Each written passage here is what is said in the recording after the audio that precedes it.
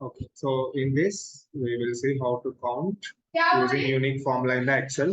Say, for example, we have a data and this is our data, male, female data, and we need to count the unique values.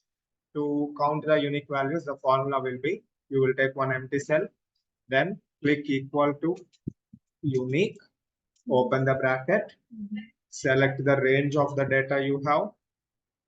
After selecting the range, you need to close the bracket. Go here and close the bracket and hit enter. After hitting enter, you got unique value, that is female and male ratio.